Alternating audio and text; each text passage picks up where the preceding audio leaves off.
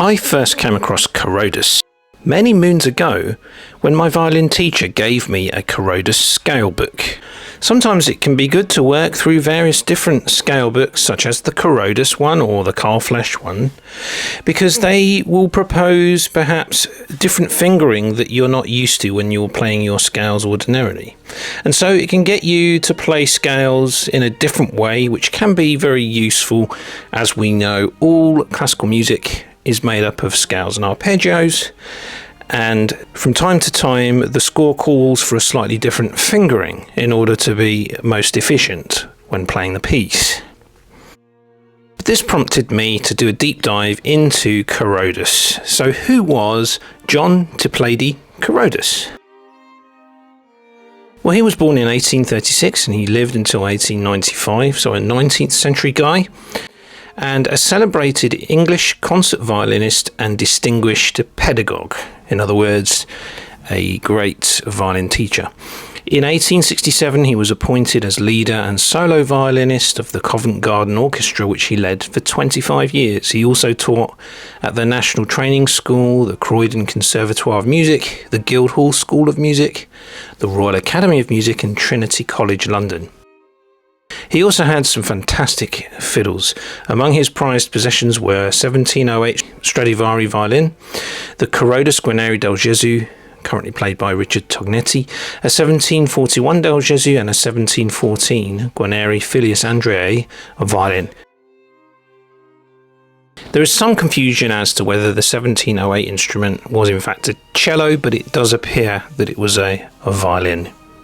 So let's give a timeline, highlights of CARRODUS' life. Born in 1836 at Cayley, Yorkshire. Took violin lessons from his father. Between the ages of 12 and 18 he studied at Stuttgart with Bernhard Mollick and became an admirer of Louis Spohr, so strongly influenced by the German school.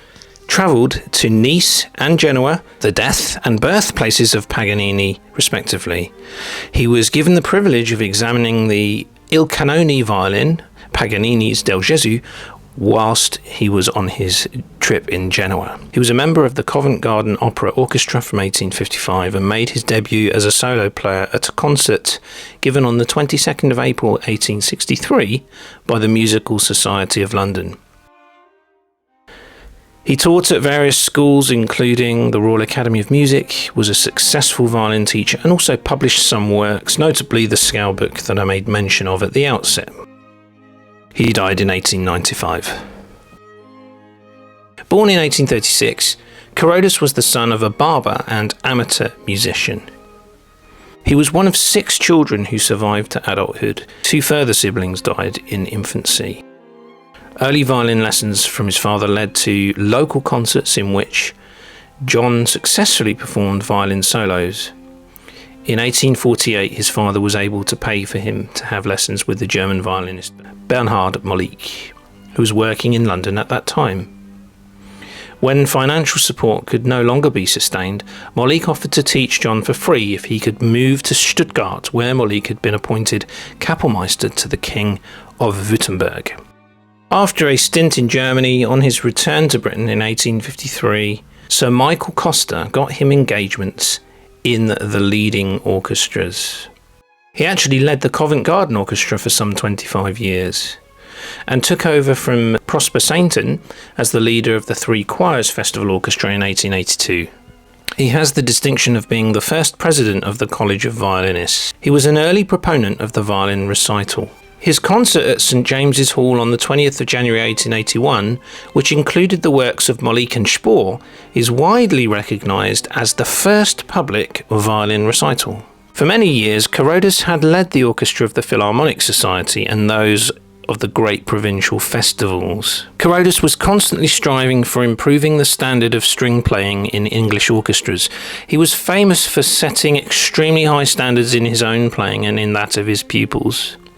Lillian Bayliss was one of his notable students. He taught her violin at the Royal Academy of Music. In addition to editions of the treatises of Loder and Spohr, CARRODUS published his own chats to violin students on how to study the violin.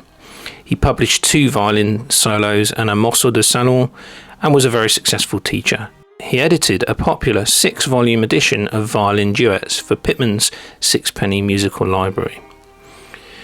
He also featured in late 19th century articles in the Strad magazine. In 1857 he married Charlotte Mary Latham, and 9 children of his can be identified. Ernest Alexander, Charles Henry, Harriet, Bernhard Malik, named in honour of his teacher, John Frederick, William Oliver, Robert George, Ada Mary, Herbert Edwin. After the death of Charlotte Mary in 1889, Carrodus married for a second time. Following his own death in 1895, his second wife Ada wrote a memoir of his life and work, J.T. Carrodus, Violinist, A Life Story, 1838 to 1895. Throughout his professional life, Carrodus suffered acutely from a highly strung nervous temperament, and his ever-increasing responsibilities for teaching and performing caused great anxiety, deep depression, and a level of insomnia, which meant that on occasions he did not sleep for a week at a time. Towards the end of his life, Carrodus found the time to write a set of short guides for young violinists, chats to violin students on how to study the violin. Within this volume, Carrodus includes 2 chapters on violin makers, the Italian school. In February 1895, Carrodus was the focus of a series of concerts in Yorkshire, which celebrated the 50 years during which he'd been in the public eye as a performer. Carrodus also received the honorary freedom of the borough of Cayley and was presented with a silver casket, on which was engraved the following text.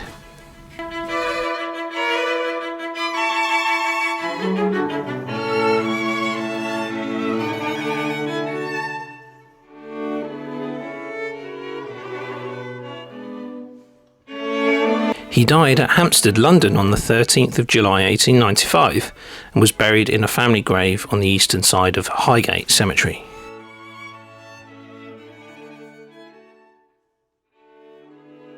So an interesting 19th century character in the violin world, and his publications are worth consulting if indeed you can get hold of them. Perhaps you noticed though, and you can be forgiven if you didn't, that the scale book I mentioned at the outset was actually the work of Carrodus' son, his eldest son, Bernhard Malik Carrodus, who studied violin with his father John from the age of 6. Bernhard, born in 1866, was the son of John Toplady Carrodus. Over time, Bernhard was considered more talented than his father and became a sought-after violin solo artist in his own right. He played at the Three Choirs festivals and was in demand all over the country, both as a solo artist and in the orchestra. He was actually summoned to Balmoral to play for Queen Victoria in 1899 and toured with famous singers of the era. Bernhard also obtained the role of presidential chairman of the Savage Club in London, where friends and contemporaries of this gentleman's club included Sir Edward Elgar, who wrote violin solos for him. Bernhard later inherited his father's violin, a Stradivarius, a claim that many music students have spent a lot of time researching the authenticity on. Bernhard was also a composer and wrote 2 mazurkas, a Scotch Rhapsody, and Romance in G, plus technical studies for violin students. Let's finish this video with an overview of the instruments of John Carrodus.